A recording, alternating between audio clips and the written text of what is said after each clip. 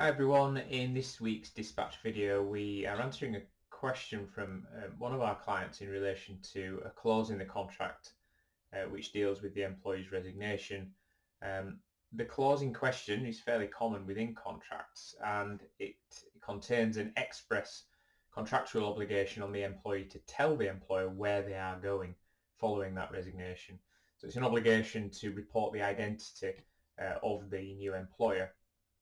And the question is, what happens if the employee chooses not to comply with that obligation?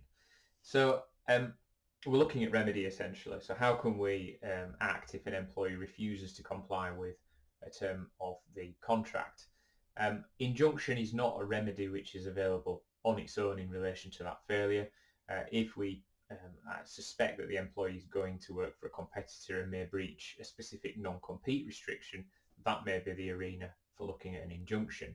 But we'd be looking here at damages alone as a remedy for this breach of contract. That creates a significant difficulty because we would have to show some loss that's been suffered as a result of the employee failing to tell us the identity of the new employer. It's very difficult to understand how we might be able to quantify or substantiate any loss in the circumstances. And the further difficulty is if we don't know where the employee is going, then we can't possibly predict what loss we might suffer in the circumstances because we just don't have that information. Similarly, I think if an employee was to initially resist telling us and we threatened to take some action against the employee as a result and they then told us, again it's difficult to see how we might have suffered loss or quantifiable loss in those circumstances, and if we haven't suffered loss it's difficult for us to pursue a claim. There is an argument potentially if the employee is on notice of termination and has failed to tell us, that's a failure to follow a reasonable instruction to comply with the contract. Could that lay the foundations for a gross misconduct dismissal? I think that will be quite a risk because if we get that wrong, we potentially lose the benefit of any other post-termination restrictions because we will have been deemed to have terminated the contract in breach. Let's also say that there is no contractual obligation on the employee to tell us where they are going. Can we impose a reasonable instruction at that point on the employee to make us aware? I think that's unlikely to succeed because the order is not necessarily to do something work-related or within the confines of the contract.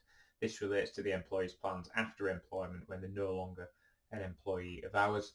So I think it would be difficult to try and impose that obligation on the employee if there is nothing in the contract. Could that be a breach of the duty of fidelity? So that's a duty to act in good faith in the employer's best interests.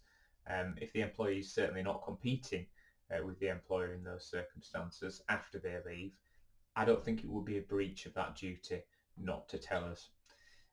If the employee is particularly senior, they may have fiduciary duties. That brings into play a duty to report one's own wrongdoing. So if, for example, the employee with these fiduciary duties is going to a competing employer, they may be under a duty to disclose in those circumstances, especially if there is a restrictive covenant that prevents an employee from leaving and working for a competitor. But otherwise, if there is going to be no impact on the employer of that move, I can't see how we could compel somebody to tell us the identity of the new employer in the circumstances. So I think the cut and thrust of this is, unfortunately, if there is a term in the contract which requires an employee to report the new employer, we can rely on that clause and threaten potential litigation as much as possible to get that information. But in the event, it is a pretty toothless clause because unless we can substantiate some sort of loss arising from that failure, it's not really going to be actionable.